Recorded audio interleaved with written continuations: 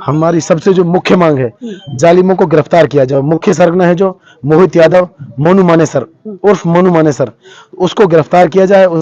इसमें राजनीतिक प्रेशर है, राजनीतिक जमीन लोगों की खिसक रही है, उनकी सच्चाई लोगों को पता चल रही है, वो लोग किस तरह से पॉलिटिक्स करते हैं और दूसरी जगह में पॉलिटिक्स किस तरह से होती है, लोग किस तरह से सुख दुख में हाथ बटाते हैं, अपनी जनता के साथ किस तरह से रहते हैं लोग। सर क्या नाम है आपका?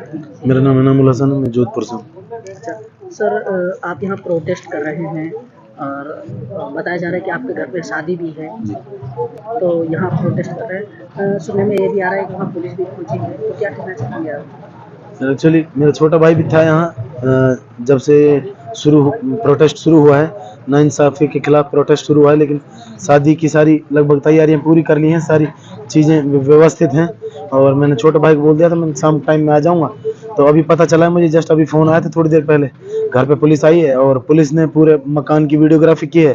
और बाहर, गांव से बाहर जब एंट्री करते हैं तो वहाँ पे हमारी दुकानें हैं, लोग बाग बैठे रहते हैं, हमारी मशीन है, जेसीबी मशीन वगैरह वो सब खड़ी रहती हैं, उन सब की वीडियोग्राफी की है। मतलब एक प्रेशर बनाने के लिए हम यहाँ कंटिन्यू इसको मजबूती दे रहे हैं। तो उनके जहन में ये है किसी भी तरह लोगों को तोड़ा जाए। कल परसों पता चला है रईस मांदौर हमारा मित्र है, उसके पास वो फूड एंड सप्लाई का कोटा है, तो उनके घर पे प्रेशर दिया गया है। कल जलीस जी और उनके फादर उनके घर पे आए, लोगों को इकट्ठा कर रहे हैं, किसी भी तरह इस लड़के को वहां से हटाओ, तो उनके ऊपर भी दबाव दिया जा रहा है। और कल उसके घर पे भरतपुर से जो ये कोटा फूड सप्लाई इंस्पेक्टर वगैरह जो भी है उस विभाग से संबंधित अधिकारियों को भेजा गया, दबाव दिया जा रहा है, तुम्हारा लाइसेंस निरस्त कर दिया जाएगा।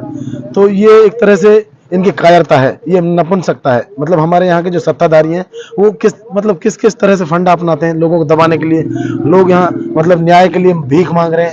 शादी किसकी है और कब की शादी है? शादी आज की है, मेरे चाचा हैं होशियार, उनकी सबसे छोटी बेटी है, उनकी शादी है और उनकी शादी की सारी व्यवस्थाएं व्यवस्थित हैं, प्रॉपर सारी चीजें हो रही हैं। बहन की शादी को छोड़कर धरने में शामिल मैं असल प्रोटेस्ट, ये इतनी बड़ी मुसीबत है, इतनी बड़ी लड़ाई है ये।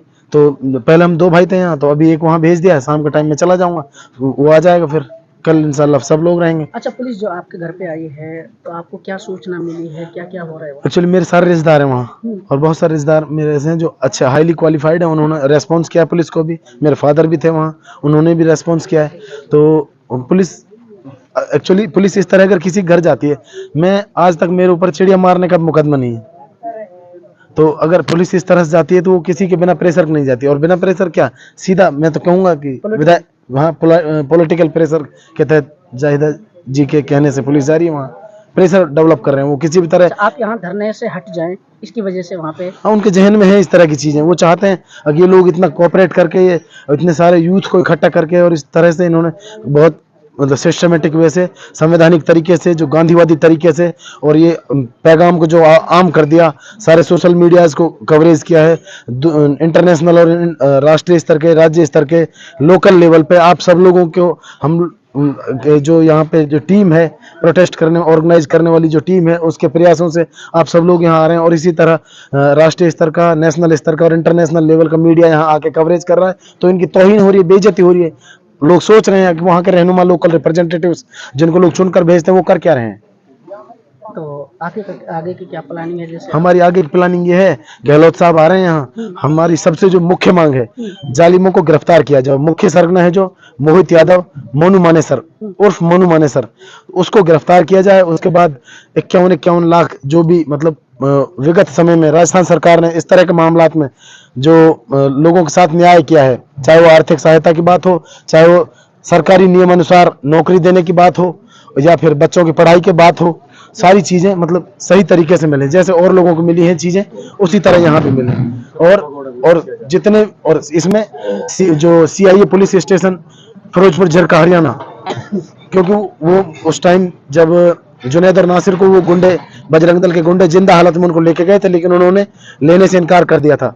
तो इसका मतलब उनका भी एक सपोर्ट था। बजरंग दल वाले लोगों को वो पुलिस भी वहां बिठा सकती थी, लेकिन उन्होंने बिठाने के बजाय उनको मोटिवेट किया कि यहाँ से इनको दूर ले जाओ।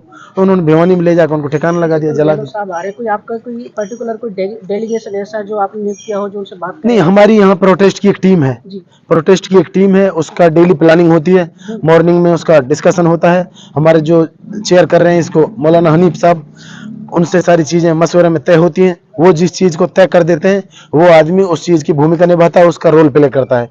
सबको अलग अलग काम बांट दिया जाता है, किसको मंच संचालन करना है, किसको दरी पट्टियां बिछानी है, किसको झाड़ू लगानी है, किसको बर्तन धोने हैं, किसको टाट पट्टियां बिछानी है और किसको चाय बनानी है। सबका काम अलग अलग डिवाइड है। पूरे व्यवस्थित तरीके से, सिस्टमेटिक वे से, संपूर्ण संवैधानिक तरीके से इस आंदोलन को, इस मुहिम को आगे बढ़ाया जा रहा है। और हमारे पास, यदि हम उन, जैसे हमें उम्मीद लग रही है राजस्थान सरकार के सबसे बड़े मुखिया, जिनसे हम बिल्कुल अदल की उम्मीद करते हैं, वो यहाँ आ रहे हैं।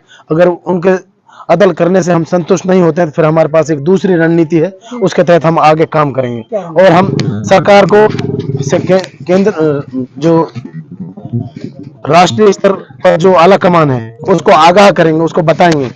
हमारे पास ऐसे 2-3 तरीके हैं, उनको हम अभी डिस्क्लोज नहीं करेंगे।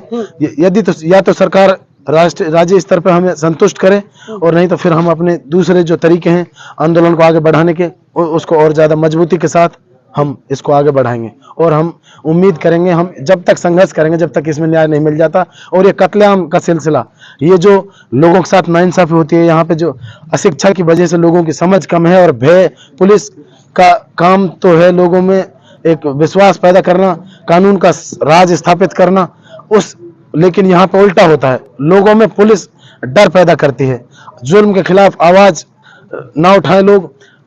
संवैधानिक तरीके से यहाँ पे प्रोटेस्ट किया जा रहा है, लोकल लोगों के द्वारा प्रोटेस्ट किया जा रहा है, उसके बावजूद भी पुलिस 3-3 बार यहाँ पे अप्रोच करती है हमें, किसी भी तरह ये धरना खत्म कर दीजिए, धरने से कुछ नहीं होगा, हम सारी चीजें तुम्हारी करवा देंगे।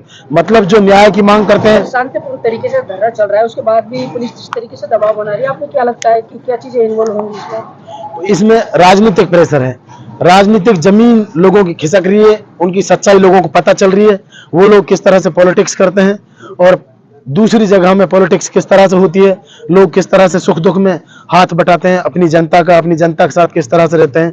लोग जहां का रिप्रेजेंटेशन करते हैं, वहां के लोग लोकसभा में और विधानसभाओं में किस तरह से आवाज उठाते हैं।